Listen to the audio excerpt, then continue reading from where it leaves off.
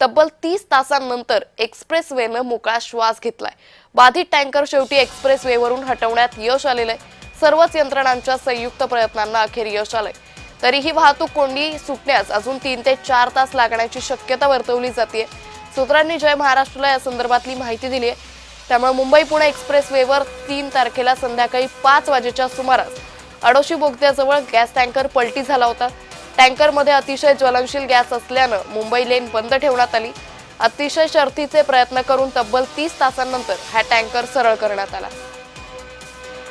या संदर्भात अधिक माहिती घेऊयात आमचे प्रतिनिधी सारिका सावंत यांच्याकडून। सारिका, तब्बल 30 तासांनंतर हा टँकर हटवण्यात आलेला आहे, काय तपशील?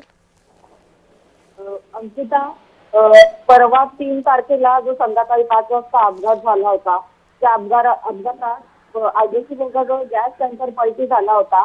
तब्बल 30 तासानंतर मुंबई पुणे एक्सप्रेसवेने मोकळा श्वास घेतला असून आता तरी जी मुंबई लेन आहे ती चालू करण्यात आलेली आहे आणि त्या मुंबई लेनवरून नेहमीप्रमाणे वाहतूक सुरू केली आहे। पण तरी सुद्धा लोणावळ्याजवळ जे मळवली गाव आहे, त्या मळवलीच्या तिथे जो बायपास आहे तिथली वाहतूक अजून ठप्प आहे। काल रात्रीपासून तिथे प्रवासी वाहतूक त्या कोंडीला सामोरे जात आहेत आणि इथला जरी एक्सप्रेस मोकळा केला असला तरी त्या बाजूची वाहतूक अजून ठप्पच आहे। सारिका, मात्र आतापर्यंत किती प्रमाणात ही वाहतूक कोंडी प्रशासनाला सोडवण्यात यश आलंय? आता तरी बघितलं गेलं तर एक 60-70% वाहतूक कोंडी सोडवण्यात प्रशासनाला यश आलेलं आहे।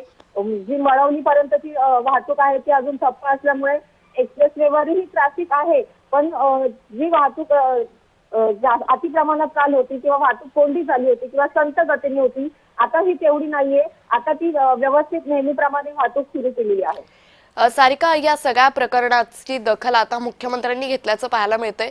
मुख्यमंत्र्यांनी या सगळ्या प्रकरणाचा चौकशी करण्याचे आदेश दिले। साधारण याचा अहवाल कधीपर्यंत समोर येऊ शकतो? अंकिता, त्याबद्दलची माहिती प्रशासन थोड्याच वेळात देणार आहे आणि तशी माहिती मिळताच आपणास कळवते।